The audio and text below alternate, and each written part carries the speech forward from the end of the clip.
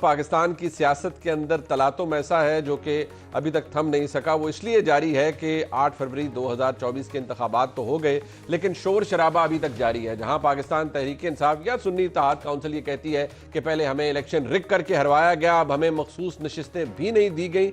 ये argument election commission तक तो शायद दुरुस्त था, इल्ज़ाम लगाया जा सकता था, लेकिन अब तो 5 जजेस ने जो पेशावर हाई कोर्ट के अंदर मौजूद है, उन्होंने भी फैसला दिया और मोहर सब्त कर दी उस फैसले के ऊपर जो इलेक्शन कमीशन ने दिया था। इस पर भी बात करेंगे। पाकिस्तान तहरीक इंसाफ डेस्परेट मेजर्स ले रही है। कभी IMF को खत लिखती है, अब एक एहतजाज ऑर्गेनाइज किया गया है IMF के दफ्तर के बाहर, और उस एहतजाज के रूह रवां कौन है और इससे क्या हासिल करने की ज़रूरत है। जो तारकीन वतन है, कहा जाता है कि वो सबसे बड़ा चैलेंज है किसी भी हुकूमत के लिए, नहीं पाकिस्तान की हुकूमत के लिए, पाकिस्तान के एस्टैब्लिशमेंट के लिए। इंटरनेशनली लोग जिस तरह से पाकिस्तान के इंतखाबात को देखते हैं उसकी भी बड़ी अहमियत है। साथ ही साथ पाकिस्तान तहरीक इंसाफ ने यह सोचा है कि जी अब हमने बाकायदा तौर पर ललकारना है पाकिस्तान की एस्टैब्लिशमेंट को, क्योंकि याद रहे तहरीक इंसाफ की सबसे बड़ी लड़ाई या सबसे बड़ी मुखालफत बगैर किसी लगी लिपटी के अगर आप बात करें तो वो पाकिस्तान की एस्टैब्लिशमेंट से है, और उनका एतराज़ और इल्ज़ाम भी एस्टैब्लिशमेंट के हवाले से ही होता है। अब कुछ नताइज बड़ी दिलचस्पी से तब्दील हो रहे हैं। अगर मैं बगैर डिटेल में जाए जल्दी से आपको बताऊं कि इसी तरह PP 100 फैसलाबाद, वहाँ पर जब रिकाउंट हुआ पाकिस्तान मुस्लिम लीग नून के कैंडिडेट जीत गए। PP 7 कलर सईदा काहुटा से पाकिस्तान मुस्लिम लीग नून के कैंडिडेट रिकाउंट के बाद जीत गए। PP 90 यहाँ पर भी जो कैंडिडेट हैं वो जो तहरीक इंसाफ के हिमायत याफ्ता थे वो हार गए रिकाउंट के बाद और दूसरे उम्मीदवार जीत गए। इसी तरह पीपल्स पार्टी के उम्मीदवार PS 115 किमाड़ी से रिकाउंट के बाद जीत गए। NA 81 गुजरांवाला, ये अजहर क़यूम नारा साहब ये हार चुके थे पहले नताइज के बाद, लेकिन जब 75 पोलिंग स्टेशंस की दोबारा गिनती की गई तो उसके बाद ये अपनी नशिस्त जीत गए। लोधरा से अब्दुर्रहमान खान कांजू साहब ये NA 154 से जीत चुके हैं रिकाउंट के बाद।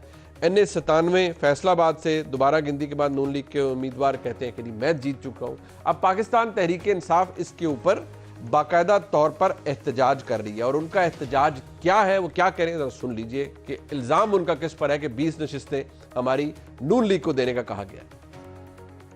रिपोर्ट्स हमारे पास ही हैं कि चीफ इलेक्शन कमिश्नर ये सो कॉल्ड हुकूमत उसको भेज रही है एज एम्बेसडर टू कनाडा, पर उस पे जो डील स्वीटनर है कि तुमने पाकिस्तान तहरीक इंसाफ के 20 से ज्यादा सीटें उस पे रिकाउंटिंग करके जुर्लू फेरना है, जिस तरह के फॉर्म 47 पे फेरा गया था। चीफ इलेक्शन कमिश्नर को एक टास्क दिया गया है कि कोई तकरीबन PTI की 20 हलकों को जो है ना आपने मुस्लिम लीग नून को देने हैं, और इसके लिए जो है ना ये आप देख रहे हैं कि ये प्रोसेस शुरू हो चुकी है। एक साजिश शुरू हो चुकी है जिसके बेस पे पाकिस्तान तहरीक इंसाफ के बेट कैंडिडेट जो जीत चुके हैं उन कैंडिडेट को रिकाउंटिंग के जरिए से जीत को शिकस्त में तब्दील करने की कोशिश की जा रही है। अब ये आपने क्लिप देखा, कहा गया कि 20 नशिस्तों का टास्क दिया गया। पता नहीं बात दुरुस्त है या नहीं, लेकिन ये लड़ाई आखिर कहां जाकर रुकेगी। और इसी दौरान पाकिस्तान के अंदर वफाकी काबीना भी आ चुकी है, अब सेनेट का इंतखाब होने वाला है, मामला जा किधर रहे हैं, और क्या वाकई जो अब एक नया बयानिया बनाया जा रहा है कि 8 फरवरी का इंतखाब तहरीक इंसाफ या सुन्नी इत्तेहाद काउंसिल के खिलाफ नहीं, वो तो शायद मुस्लिम लीग नून के खिलाफ भी हुआ था।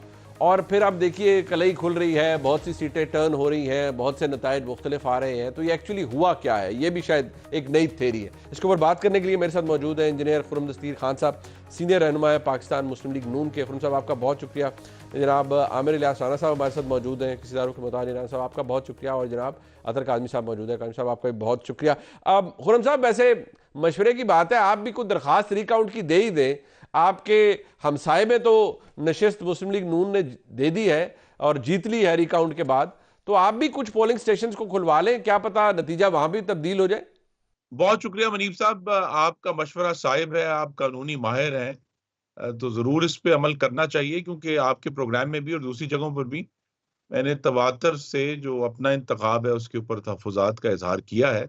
और मेरे तो फॉर्म 45 वो कहते हैं हमारे हाथ में थे, मुझे तो कूड़े में से मिले हैं जो नहीं थे अवेलेबल।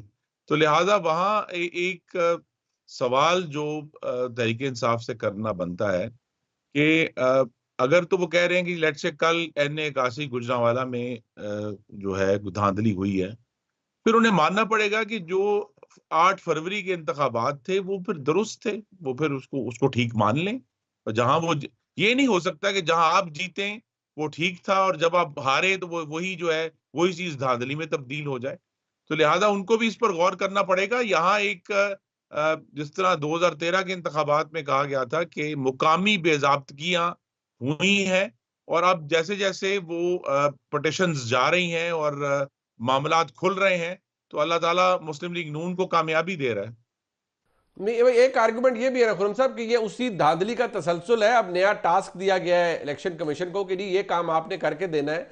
और जो दरखास्त है, दिलचस्प बात यह है कि वो शायद इलेक्शन कमीशन के साथ सामने तो ज़ाब्ते के तौर पर देनी पड़ती है, असल मामलात कहीं और तय होते हैं। तो आप भी देख लीजिएगा कि दरखास्त जहां देनी बनती है वहीं दीजिएगा। आप और आपके जो पैनलिस्ट हैं वो इन दरखास्तों के तो मुझसे ज्यादा माहिर हैं, तो आपसे मैं मशवरा लेता हूं और कि ये कैसे दरखास्त कहां और कैसे फाइल करनी है। ये अतर काजमी साहब से मैं पूछा, अतर काजमी साहब ये जो इलेक्शन के नताइज तब्दील होना है रिकाउंट के बाद, मैं इसलिए कह रहा हूं, मैं फोकस रिकाउंट पे कर रहा हूं, आप कुछ और ना समझ लीजिएगा। ये कानूनी अमल है और ये मुमकिन है। और खुर्रम साहब के हमसाये के अंदर ये हुआ ही नहीं, उनके साथ मतलब हल्का जो है उनके कोलीग मुस्लिम लीग नून से वो जीत गए हैं और 75 पोलिंग स्टेशंस का तो हुआ है।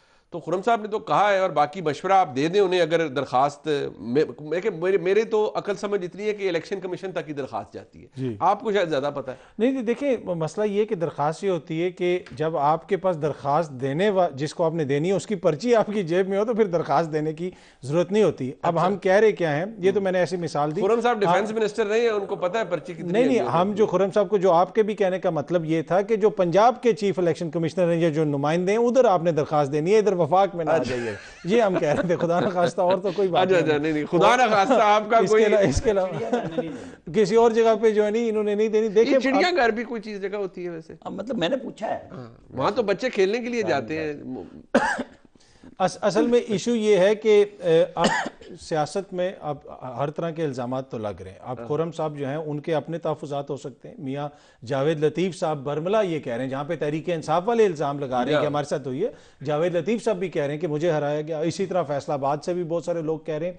अब इशू ये है कि कहीं ना कहीं मसला तो है इलेक्शंस में, अगर कोई भी खुश नहीं है, किसी को भी इस पूरे अमल से इत्मीनान नहीं मिला, तो फिर हमें सोचने की जरूरत है कि इतने जो करोड़ों लोगों ने बाहर निकल के वोट डाले, लोगों को वोट दिया, हर जमात को वोट दिया और कोई भी जमात ये कहने के लिए तैयार नहीं है कि ये पूरा अमल जो है दुरुस्त हुआ, तो फिर हम जा रहे किस तरफ हैं? ये एक बड़ा क्वेश्चन है जो सियासी इशराफिया को भी, हुक्मरान इशराफिया को, जो निज़ाम चलाते हैं, सबको करने की ज़रूरत है। अगर यही रहा, अगर इसी किस्म का आप जिसे कह सकते हैं कि अदम एतमाद हो गया हर चीज़ के ऊपर, तो क्या वो मुल्क के लिए मुनासिब है? क्या वो हमारे लिए मुनासिब है? बट बात ये है राना साहब कि क्यों ना ये कर लिया जाए, मतलब एक तजवीज़ है ना, हम तो तजवीज़ ही दे सकते हैं कि इस मसले का हल ये है कि उधर सुन्नी इत्तेहाद काउंसिल या पीटीआई 4 हल्के बता दे, 5 बता दे, कानून के मुताबिक इलेक्शन कमीशन में दरखास्त दें, इधर मुस्लिम लीग नून के दोस्त भी हल्के बता दें केपी के, और सारों के अंदर वो कहीं जी रिकाउंट करवा लें, जरा चेक करवा लें क्या है क्या नहीं है। मुनीब साहब इतना ही सादा मसला है, ये मान गए थे 2014 के धरने के बाद। नहीं मतलब देखे ना,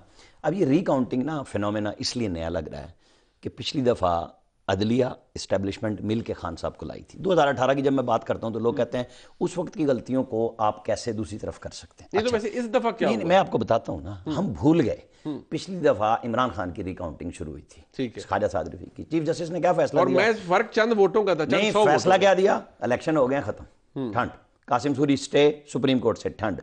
तो अब हमें ना ये सारी अजीब बातें लगती हैं जो कि कानून में है कि आपको बताना है कि जी किधर आप खड़े हुए हैं, आपने टाइम पे दरखास्त देनी है, आपको ट्रिब्यूनल में भेजना है, आपको इलेक्शन कमीशन करेगा। और ये जो कल की मैं सुन रहा हूँ ना, बहुत मसला हो गया जी खुर्रम दस्तगीर साहब के पड़ोस में हल्के में, भाई ये रिकाउंटिंग कल नहीं शुरू हुई, ये कुछ दिन पहले भी हुई थी और वहाँ पे हो गया था फड्डा। अच्छा, तो उसकी वजह से ये रोक दी गई थी।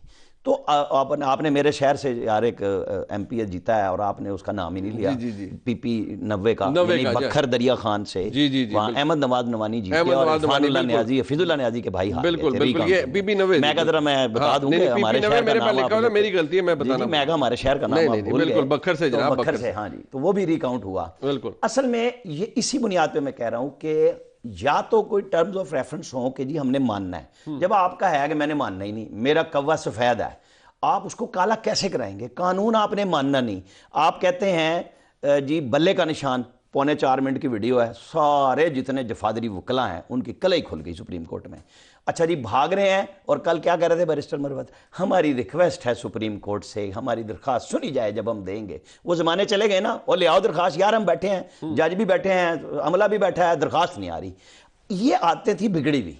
अब हैं जाके केस लड़ने की। 5 जजेस ने एक दिन इंतजार किया, अली जफर साहब का आपको याद है ना, जी। वो नहीं गए। अच्छा। अब जब दोबारा गए तो उन्होंने जिसको माले गनीमत कहा था वो भी बांट दिया ना। बट एक बात, ये जो पूरा आर्ग्यूमेंट है, खुर्रम साहब इससे डिसएग्री कर सकते हैं, लेकिन चले अतर काज़मी साहब, जारी बात है, उन्होंने पंजाब के चीफ इलेक्शन कमिश्नर का जिक्र कर दिया। ये मुझे भी पता है कि उनका बेसिकली पॉइंट ऑफ रेफरेंस क्या था, लेकिन मैं उनको बलूचिस्तान का चीफ ठीक है, मैं उनको मुश्किल में नहीं डालूंगा। लेकिन फैक्ट क्या ये नहीं है कि आज जो हुकूमत बनी है ये भी एस्टेब्लिशमेंट की आशीर्वाद से बनी है? अगर 2018 की बनी थी तो आज नहीं बनी राना साहब?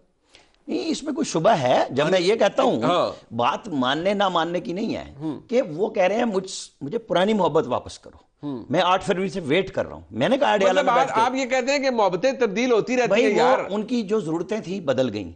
आप जरूरत में उनके, जब उनके लिए मुश्किल वक्त आया, आप उनके मुकाबले में खड़े हो गए, लिहाजा आपको तो बदल दिया गया।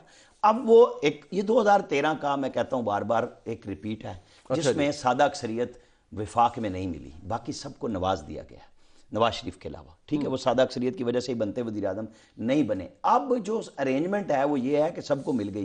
क्यों जनाब अली अमीन गंडापुर साहब इतने, जिसको लोग कहते हैं, मैं नहीं कहता ये बात कि वो बहुत सॉफ्ट थे, वो कहाँ जाए? मुझे ये बताएं कि वो केपी के फंड्स लेने के लिए क्या इंडिया जाएंगे, अफगानिस्तान जाएंगे? उन्होंने अपने प्राइम मिनिस्टर के पास लड़ाई अभी हम ये बहस क्यों करते हैं? नहीं, बट ये लड़ाई यहाँ रुक नहीं रही ना। बस बात ये है, मैं एक सिर्फ हवाला दे दूं जो असद कैसर साहब ने, अब उन्होंने आज भी कहा कि अगर किसी का ये ख्याल है कि हम खामोश हो जाएंगे, चुप कर जाएंगे, तो ये आपकी गलतफहमी है। उन्होंने बाकायदा तौर पर कहा है कि ये बनाना रिपब्लिक नहीं है और ये किसी के बाप का भी मुल्क नहीं है। ये उन्होंने अल्फाज कहे हैं। उन्होंने क्या कहा है, जरा सुन लीजिए।